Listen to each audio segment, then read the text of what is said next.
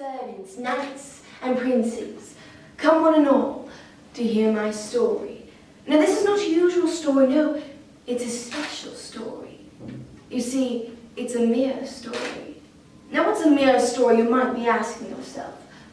Well, a mirror story is a story that sometimes, if you try hard, you might just see your reflection. Now, this I call the mirror story, written by me myself, Sir Busler, the official storyteller of this castle.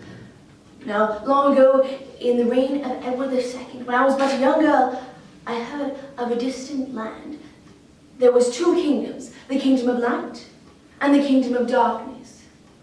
Now, you only knew how vile and disgusting the kingdom of darkness was, but you knew how wonderful and amazing the kingdom of light was.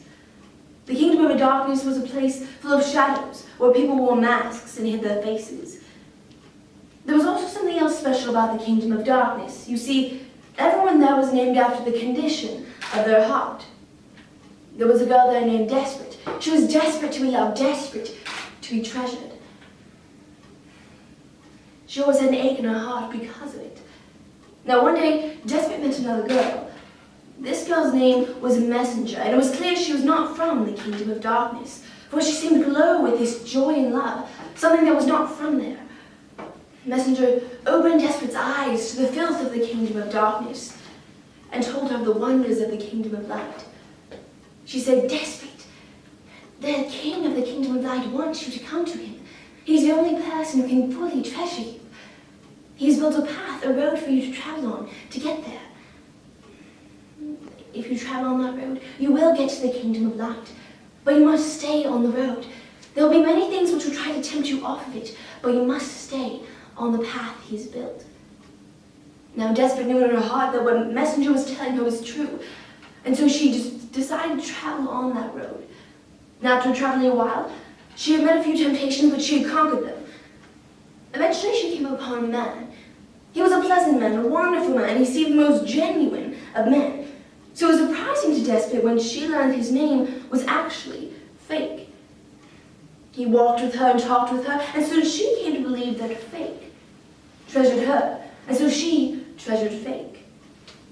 They eventually came to the part on the path where there was a little path that led off of it. And Fake started to travel down that path, and he beckoned towards Desperate. He said, "Desperate, come down this path with me. For I've been down this way before. It is the most pleasant path you will ever travel down. I will give you all that your heart desires, Desperate. I treasure you. Come with me." Now, as her name told, she was desperate, and so she did travel down that path. She thought that the ache in her heart might have started to go away, but really had been just capped over and was still boiling underneath. She traveled all the way down to where there was a house. Now, the house was full of things that seemed pleasant to Desperate, but they were only pleasant to her because she had never been to the kingdom of light. For if she had been to the kingdom of light and then seen these things, she would have realized how disgusting and vile they actually were. But she took pleasure in them. Now, after a while, one morning she woke up, everything was gone. The house was gone, Fake was truly a fake, and she was lying by the side of the road in agony.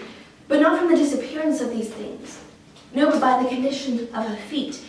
You see, they had been cut up and torn and bruised so that she could no longer walk along the road without it feeling like knives were driving into her skin. She cried and said, "How in the world will I get to the kingdom of light with a heart that believes in what is fake and feet that will no longer work?" But you see, she clung to the promise that once she got to the kingdom of light, things would be better, and so she pressed on. She crawled along the road, with each move being painful. Now eventually she met another man, but this man was different, you see. He was a knight, and his name was Pure. At first she was afraid of him. She did not want to make the same mistake as before. But soon she learned that he too was traveling to the kingdom of light, and she trusted him. He offered her his hand so that they might lean on each other and walk along the road together. They became wonderful friends, and by leaning on each other, they overcame many things. They overcame the hills of heartache and the valleys of turmoil by leaning on each other. Now eventually their path led straight towards the mountain the people called Death. It was a huge dark mountain. and there was a thick fog near the top. Now, as they climbed, they eventually reached a spot where Desperate suddenly felt Pierre slip from her arms and she realized he was falling over the side of a huge cliff. She grabbed his hand and cried, "No! Pierre, no, you can't leave me! I don't know what I'll do without you. I need you to lean on. Hold on to my hand. Hold, no! No! No, he's gone! He's gone! I should have never come. I should never walk down this road. I don't see any kingdom of light. What kingdom want me to travel down this path? No, I must go back. I must go home." And she was about to go home when suddenly her friend Messenger turned around the corner and saw her distress. She ran to her and embraced her and said, "Oh, Desperate, I'm so sorry all this has happened, and I know he was a wonderful friend, but you must keep going. You are not far from the kingdom." Desperate said, "I don't know if I can make it. I'm so weak." "Oh, Desperate, you must press on. I will carry you." And so Messenger carried Desperate, and soon Desperate was asleep in Messenger's arms. And Desperate awoke to the sound of a huge rushing river. Messenger set her down and said, "Desperate, this is the river the people call rebirth. You must make a choice here, whether you cross or whether you stay. For on the other side is the kingdom of light." And Desperate saw the kingdom of light, and it was beyond anything she could have imagined. And that gave her hope, and that hope gave her strength. And so she decided she would cross the river. She stepped in, and it was an icy cold, but it was also soothing in a way. And she went to the middle of the river where the currents almost overtook her, but she pressed on until finally she reached the other side, where miraculously she looked down to find that her feet had been healed.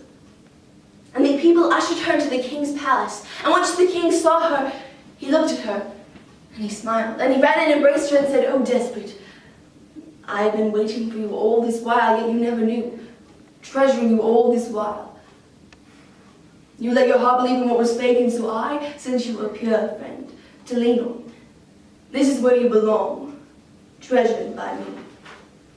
Now Desperate was no longer desperate anymore. The ache in her heart had gone away. And so the king changed her name.